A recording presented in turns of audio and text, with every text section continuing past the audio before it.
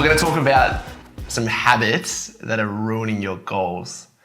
So we're just going to spin off some, and hopefully you don't have them in yours. And if you do, get them the fuck out. Chances are, though, you definitely have a couple of them in there. I've got a couple of them, for sure. Tell me yours. HSP? No, I've probably got... I think staying up late is probably my worst one. How many hours sleep did you get last night?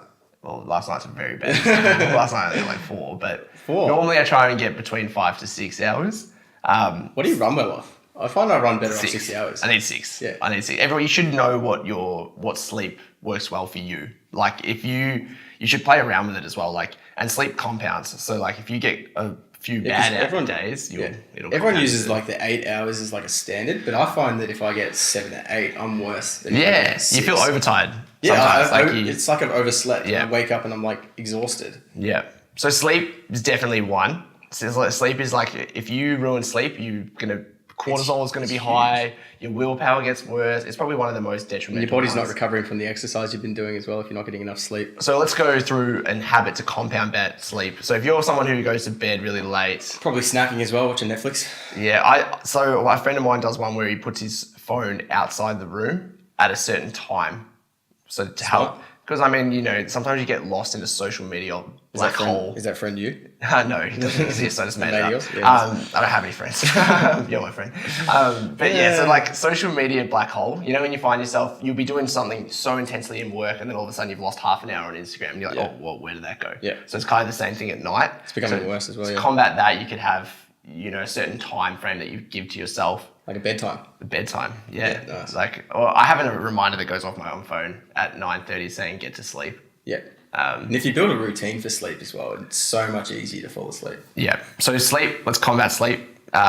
Beat that one. So if you're start putting in things in place, trying to put in habits in place to beat your habits. So what's some other bad habits?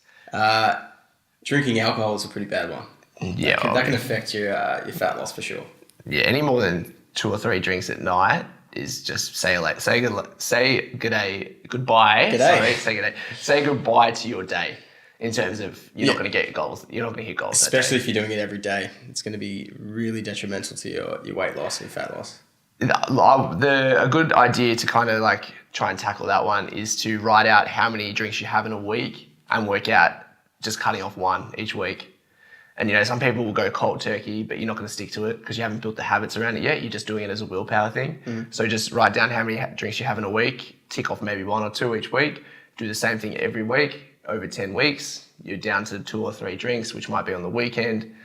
It's a lot more sustainable. But if you're someone who includes alcohol into every single day, then keep less in the house as well. If you don't have it in the house, you're much less likely to reach for the bottle. Yeah. So then we might make another habit. So a habit that you're probably doing as well is if you're shopping after work or something when you're hungry. That's a quick, fast way to buy everything down aisle 7, which is probably not the good aisle. I've got no idea if it's aisle 7. Shopping when hungry, that's a bad one. Yeah. What are some other ones? Snacks. Hydration. It's pretty common. People don't drink enough water. No one drinks really. Like, buy yourself a nice bloody water bottle. I think that's the thing that works well for everyone. When they've got this nice, pretty bottle, they're so proud of it. They bring it everywhere. Yeah, I've got an aluminium bottle that I use every day now. And I've been using that for like 2 months. Before that, though, nothing. I wasn't drinking anything nearly as what I am now. Probably the 2 biggest factors to help, to making you cheat on your food or making bad decisions is water and sleep. So, if you've got things that are detrimental to those 2, then you're straight away on the back foot. And this one ties in with those because if you're not getting enough sleep, you're going to be stressed. Yeah. And how bad is stress for everything? Yeah. Don't worry. Especially weight loss. Yeah. Okay, in terms of other bad things you do, is probably the other one would be not preparing meals. Yeah. Which is common. You probably have social events that are based around certain things as well. Like you might have a habit that you go for Sunday lunch. Yeah. So you might change that to Sunday salad. No, if we could change that to something that's not based around food. Try to not use food as a reward as well. You're not a dog. You don't need to use food as like a reward system. Or comfort as well. Yeah. People tend to use it as comfort food. So try and use other things as rewards. Like it might be rather rather you have a shopping addiction and buy new shoes when you hit a goal rather than reward yourself with pizza or something, because you get in that habit of looking for that, dopamine hit and looking for that reward system with food. So then you'll always be looking for food as a reward. So the bad habit was not planning meals ahead of time, which means that you're probably not going to be eating enough as well. And it's going to throw out your next day and the next day after that, and your week's probably going to throw it out as well. Snacking, that ties into it as well. So if you're not planning your meals, you're going to be reaching for a bag of chips or... I think your social circle, your bad habits usually lie within your social circle. So like if you've got friends that are, detrimental to your goals, you got to have either a conversation with them and, you got to talk to them about like, oh, okay, these are my goals. And if they don't support that, then they're probably not good friends. So that's probably some other conversation you need to have. Mm-hmm. But your social circle and who you live with in your house as well. Like if there's, you shouldn't live with bad food. If you've got a really serious goal that you're trying to hit and you're inside a household that's full of bad food, it's like someone that on drugs walking around with drugs in their pocket. Like it's just a terrible idea. You don't want to do that. So limiting food inside your house, trying to get to sleep and putting things in place to get to sleep earlier, carrying around a brand new water bottle that you're proud of so you can show it off. You see Voss bottles all around. Water bottle out, yeah. I think one that I find that people say around training is that, they can't just say, oh, I'll do it tomorrow. I'll do it tomorrow. And if they do that, then the chances are they're probably not going to do it tomorrow. They'll do it the next day. And they're missing out on a couple of training sessions a week, which really compounds into a lot over 10 weeks. They did that study where, I can't remember exactly what study it was, but they did a study where they got people to exercise 3 or 4 days a week for an hour, and then they got someone to exercise every day for 20 minutes. And what they found was all the people that did the 20-minute exercise stuck to it. Because they're building a habit. They're building a habit, that's it. I find it actually easier to exercise every single day for 20 to 30 minutes than I do to exercise 4 or 5 days a week for an hour and a half. And the reason is because when there's a day of leniency, the day of leniency seeps into the rest of your lifestyle. So plus when you think about working out for an hour and a half, it seems like a massive deal, but 20 minutes doesn't seem that bad. But it's even the part about thinking about it that messes with you. That's like the same theory as brushing your teeth. You don't usually if you've got a good habit in place, you don't say to yourself, oh, will I brush my teeth today? And you don't do that every single day. No. Most days you'll just brush your teeth because it's a habit you've been brought up to do. Yeah. So it's not, instead of it becoming an if, it's a when. And that's why when you can change your workout pattern to being when, not if, it starts to be easier on your brain. And it's all about tricking your brain. It's like, if you made a goal today, and this is a theory, actually a trick that I heard a while ago, which was really cool. It's a running trick, and it's basically like if you say to yourself, I'm going to run 10K today.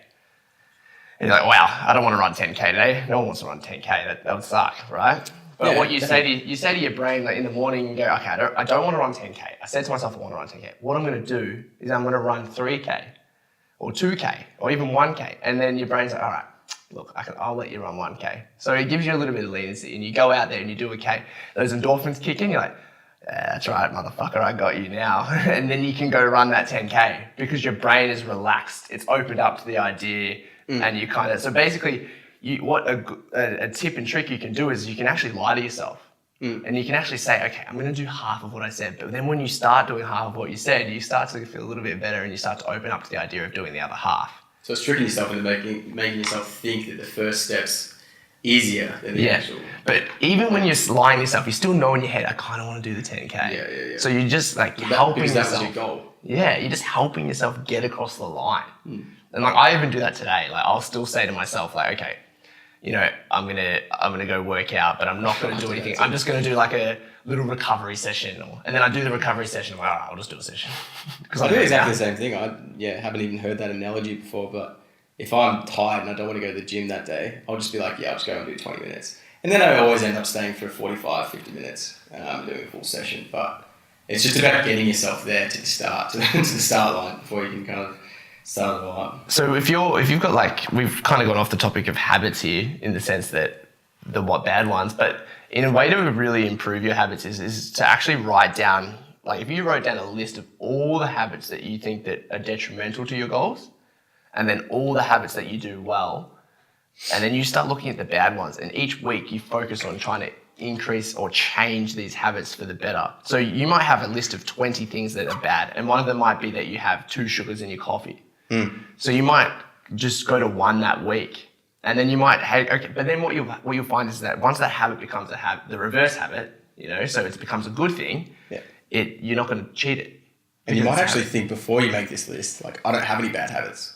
Once you you start writing out the list, you'll be like, oh my God, I was doing this. But your bad habit could even be the fact that you wake up and check your phone before you wake up and think about your goals for the day. Like your habit could be something that you don't even realize is detrimental to you.